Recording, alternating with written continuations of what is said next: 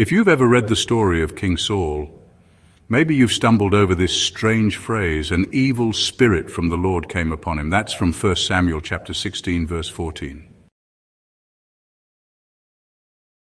When we hear the word evil, our minds jump straight to sin or wickedness. But in Scripture, evil can also mean calamity, misfortune, or disaster.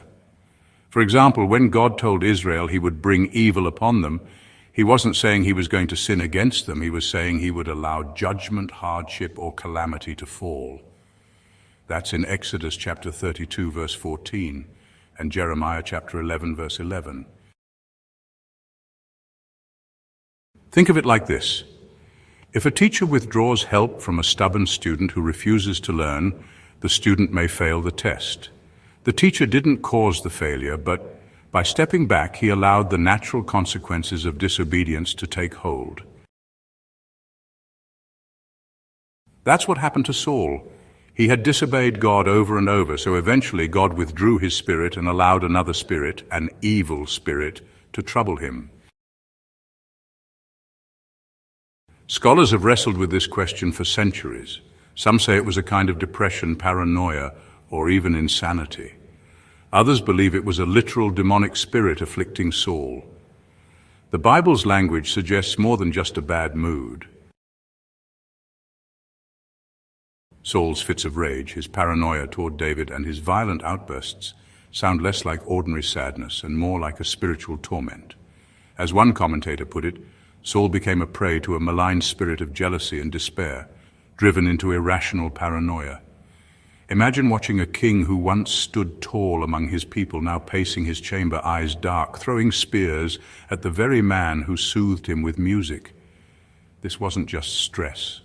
Something deeper, darker, was gnawing at his soul. Here's the key. Nothing in the universe happens outside God's sovereignty. Satan may be the active agent of temptation, but God can permit him as a tool of judgment. Think of Job. Satan afflicted him, but only with God's permission. Or think of Pharaoh.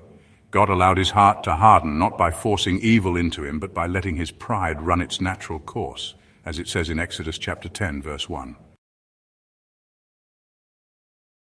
In Saul's case, God did not inject sin into his heart. Instead, God removed his protective spirit and allowed Saul's rebellion to open the door for torment. In that sense, the spirit was from the Lord because God allowed it as discipline. That's a fair question, isn't it? If God can prevent evil, why doesn't he? The answer is bound up with human freedom. If God eliminated all possibility of wrong, then love, obedience, and righteousness would mean nothing. It's like a parent who could lock their child in a room forever to keep them safe.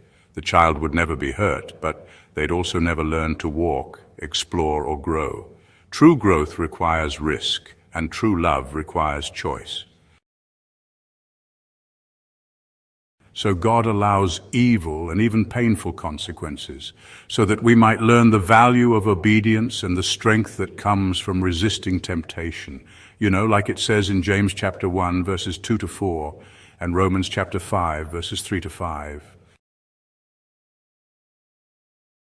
Notice how Saul's story unfolds. At first, God gave him, another heart, as it says in 1 Samuel chapter 10, verse 9. But as Saul drifted into rebellion, that heart was no longer guided by God. Jealousy took root, then paranoia, then hatred. Each time Saul resisted God's will, the door swung wider for darker influences. The evil spirit wasn't random, it was actually the harvest of seeds Saul himself had sown. Paul warns of this same principle in 2 Thessalonians chapter 2, verses 10 to 12. Those who reject the truth are given over to strong delusions, so they end up believing lies. Saul is a living illustration of that warning. One passage says that under the evil spirit, Saul prophesied. That's in 1 Samuel chapter 18, verse 10. But don't picture him delivering holy words from God. The word here actually refers to a frenzy, a kind of wild ranting. The pulpit commentary explains that Saul was in a state of frenzy, like a distorted shadow of true prophecy. His words tumbled out in madness, not in divine revelation. Just think of a broken mirror. It still reflects, but in a twisted, warped way. That's pretty much what happened to Saul's speech under the evil spirit. So what can we learn from Saul's tragic decline? Well, first, rebellion always opens the door to darker things. Saul didn't fall overnight. His jealousy and disobedience made him vulnerable until finally God allowed judgment to fall. Second, we must never confuse flashes of religious emotion with true devotion. Saul could prophesy in a frenzy, but his heart was far from God. Outward signs mean little if the heart isn't surrendered. Finally, we see the seriousness of rejecting God's Spirit. To walk away from the Lord is not to walk into freedom. It is to walk into bondage, whether that bondage comes through lies, despair, or spiritual forces that seek to destroy us.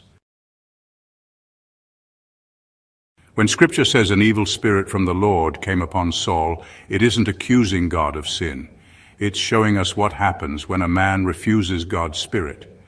God may withdraw his protection, allowing judgment, calamity, or even demonic influence. Saul's story is a warning. If we harden our hearts against God, we too may be given over to deception. But if we walk humbly with him, his Spirit doesn't torment us, it transforms us. The question isn't just, what happened to Saul? The real question is, will we let God's Spirit dwell in us, or will we push him away until our hearts are left unguarded?